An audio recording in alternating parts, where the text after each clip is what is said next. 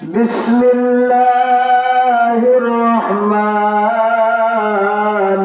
الرحيم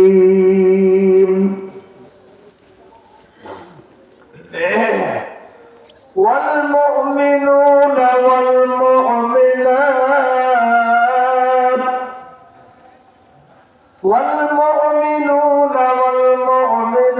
بعضهم أولياء بعض يأمرون بالمعروف وينهون عن المنكر ويقيمون الصلاة ويؤتون الزكاة ويطيعون الله ورسوله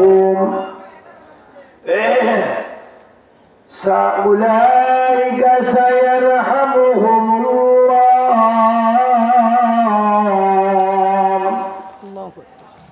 إن الله عزيز حكيم. وقال تعالى وسيق الذين اتقوا ربهم إلى الجنة زمرا حتى إذا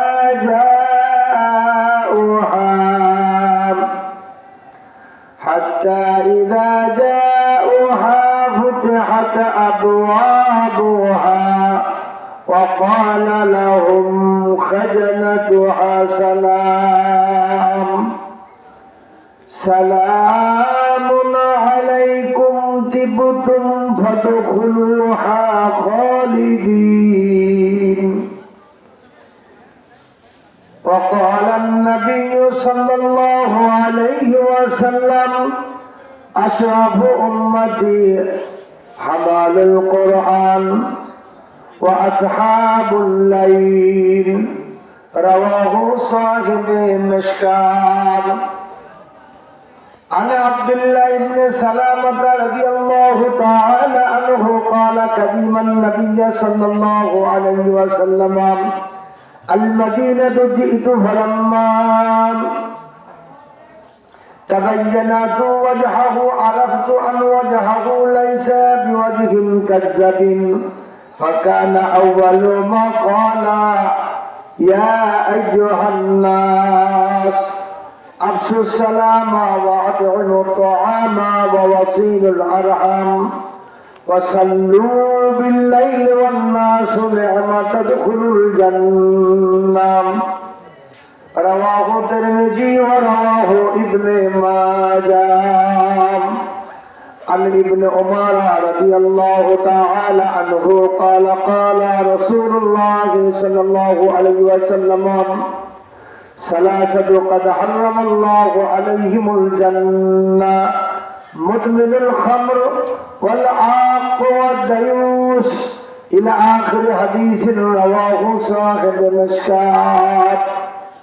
وقال الله تعالى في كتابه الكريم إن الله وملائكته يصلون على النبي يا أيها الذين آمنوا صلوا عليه وسلموا تسليما.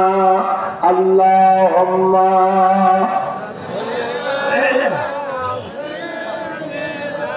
مولانا محمد وعلى آل سيدنا شافعنا محمد.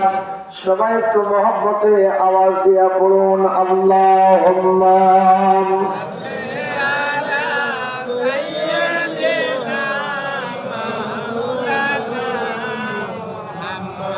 وعلى آل سيدنا شافعنا محمد.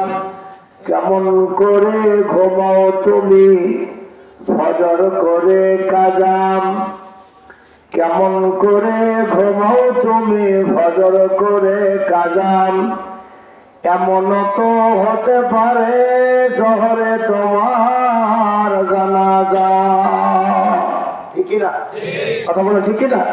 সবাই আমার সাথে পড়েন। কেমন করে ঘুমাও তুমি ফজর করে কাজাম, এমন তো হতে পারে জহরে তোমার জানাজা। আল্লাহুম্মা সাল্লি আলা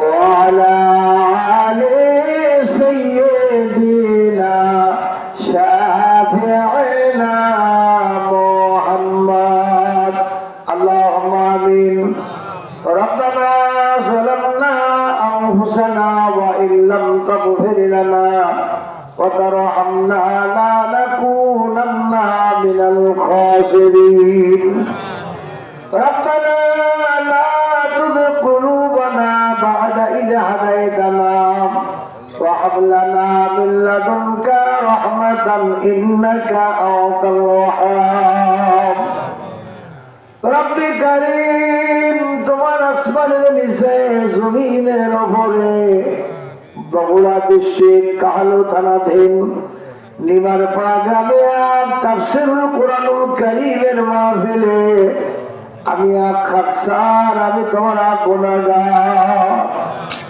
মাবুদ। অসংখ্য মুসলমান নরনারী লয়া তোমার দরবারে হাত বাড়াইয়া দিয়েছি, মেহেরবানি করে আমাদের কারো হাত গুলা ফিরা দিও না রব্বুল আলামিন। শুরুতে পাঁচটা কালিমা তেলাওয়াত করেছি।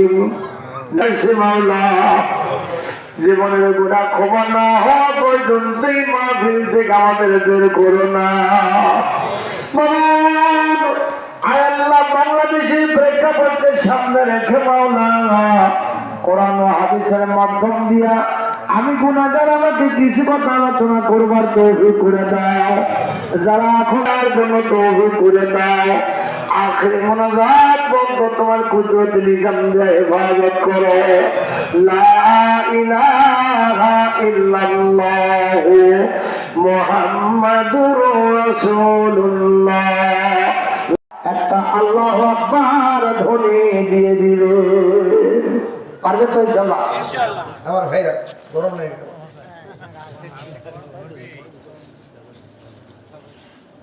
আমার ভাই আমার তাহলে লক্ষ্য করো, قد جاءكم من الله نور وكتاب مبين। আল্লাহু আকবার। আমার ভাইরা সূরা মাইদার সম্ভবত 18 নম্বর আয়াতে কালিমা হবে।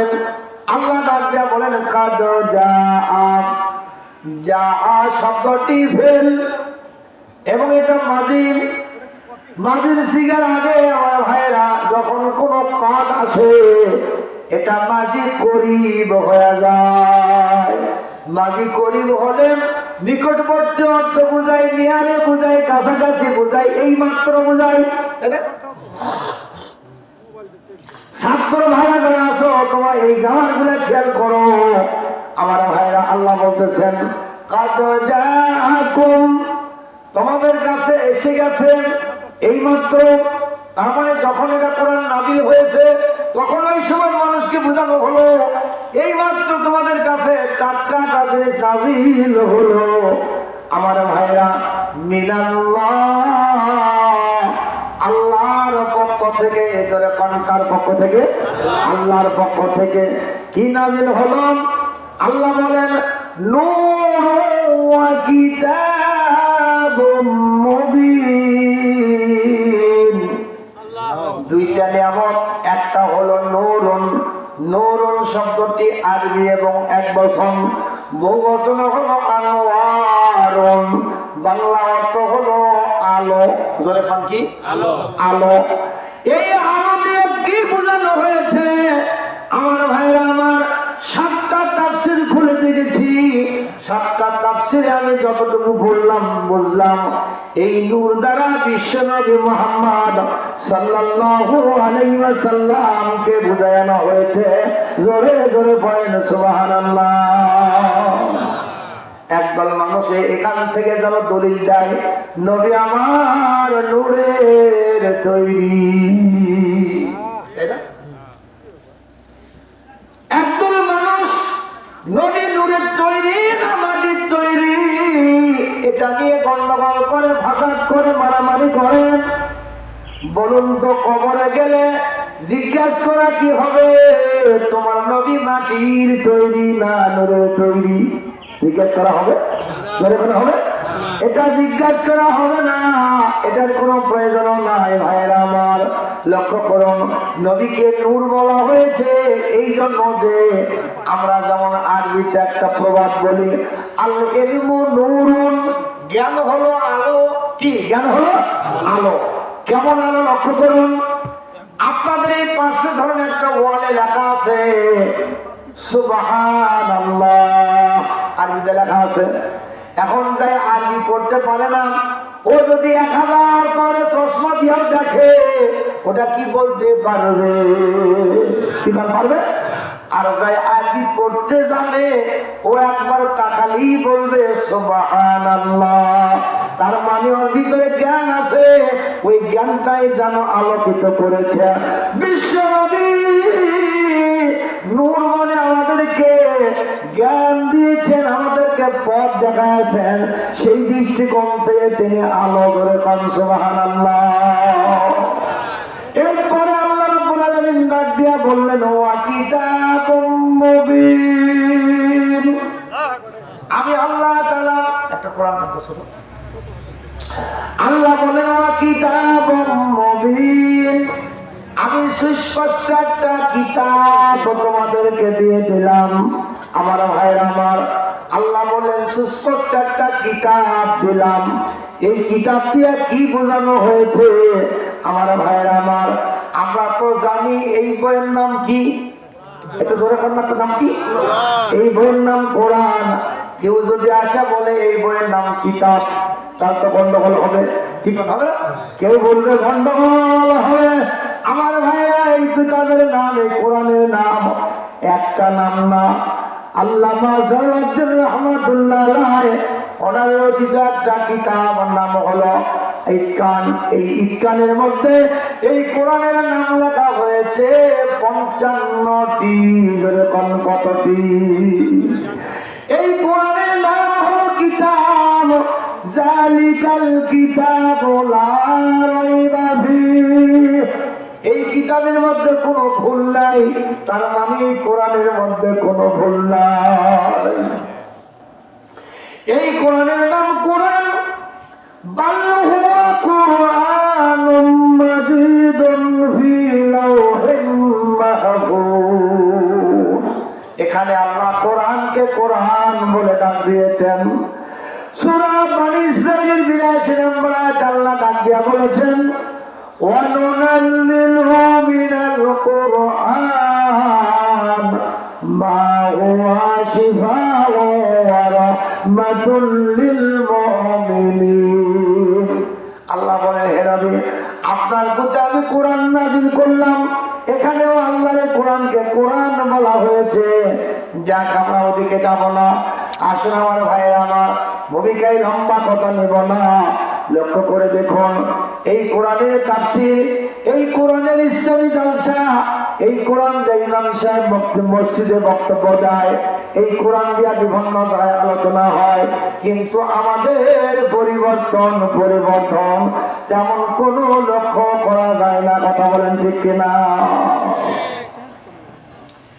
আমার ভাইরা আমার, কেন লক্ষ্য করা যাচ্ছে না? লক্ষ্য করে দেখুন, তাফসীরে নুরুল কোরআনের 29 নম্বর খণ্ডের সম্ভবত 182 পৃষ্ঠায় লেখা আছে। আমি এখন যা বলবো, আল্লাহর নবী আগমনের পর, আল্লাহর নবীর আগমনের পর নবুয়তের আগ পর্যন্ত সময়ে আমার ভাইরা, জিন জাতিরা আসমানের নিকটবর্তী হইত।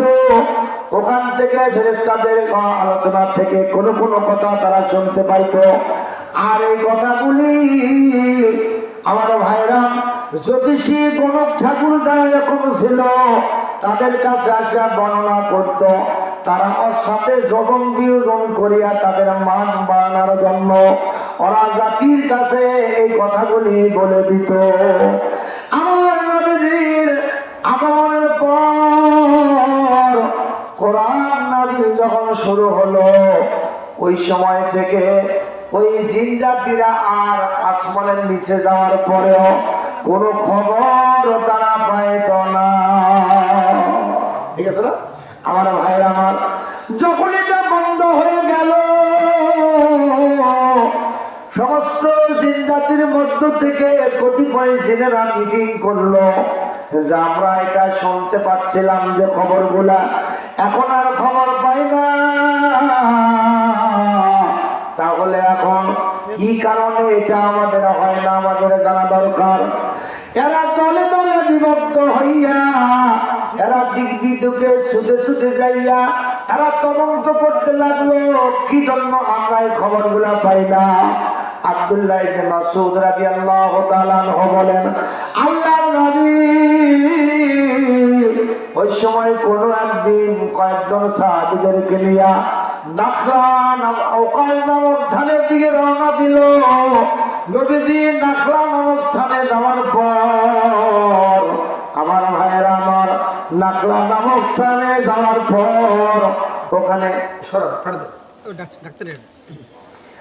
আমার ভাইয়েরা নাখলা নামক স্থানে যাওয়ার পর ফজরের নামাজের ওয়াক্ত হলো।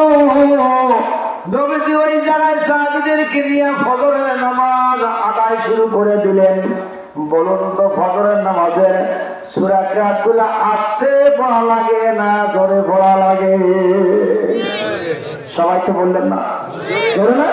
আমার ভাইয়েরা, নবীজি আমার সুন্দর কণ্ঠ দিয়া এরকম করে কোরআন তেলাওয়াত করতেছিলেন। সুন্দর তেলাওয়াত দেখলে কার না প্রাণে শুনতে চায়? কথা বলে দেখি না আমার ভাইরা আমার।